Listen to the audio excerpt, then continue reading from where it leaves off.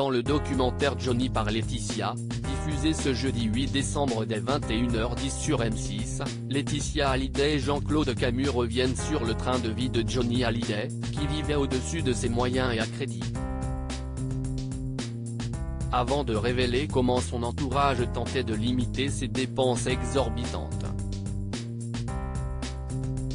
CST peut être la première fois que Laetitia Hallyday se livre de la sorte dans des entretiens. Ses confidences, très compliquées à filmer dans un lieu symbolique et recueillies par le réalisateur William Carell, sont à retrouver dans le documentaire inédit Johnny par Laetitia, diffusé ce jeudi 8 décembre dès 21h10 sur M6. Un film d'1h30 dont aucune image n'a été modifiée à la demande de la principale intéressée, auquel ont participé à leur manière Jade et Joey Hallyday.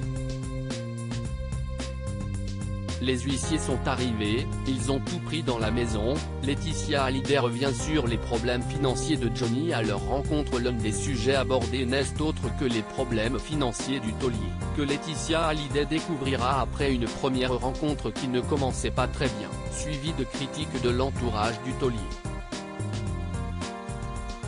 Quand je l'ai connu en 1995, il avait des arriérés fiscaux terribles, il devait énormément d'argent au fisc. Les huissiers sont arrivés, ils ont tout pris dans la maison, on n'avait plus rien. On est parti de rien en 1995, on s'est retrouvé avec un lit et quelques chaises. Mais si est-il l'histoire de sa vie, à 200 à l'heure avec beaucoup d'insouciance, se souvient-elle devant la caméra.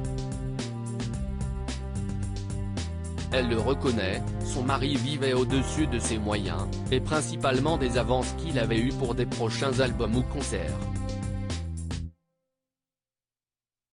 Vu les quantités d'argent qu'on manipulait.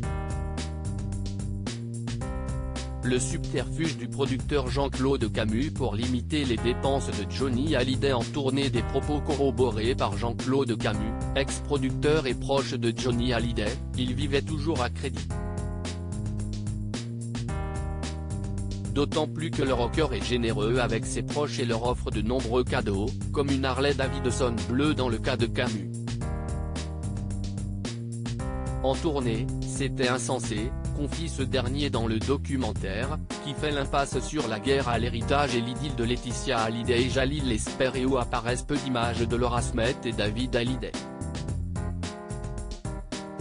Vu les quantités d'argent qu'on manipulait, il fallait donner à Johnny tous les soirs pendant toute une époque 200 €. Johnny Hallyday avait 200 € dans sa poche. Et sa veuve, qui revient aussi sur sa dernière fausse couche survenue à 5 mois de grossesse, les infidélités du rocker et ses démons qui le rendaient agressif et violent, de confirmer, si est-il vraiment vrai. Jean-Claude était celui qui le calmait dans ses folies. À lire aussi Johnny par Laetitia, on a vu le documentaire événement bientôt diffusé sur M6, et voici tout ce qu'il faut savoir.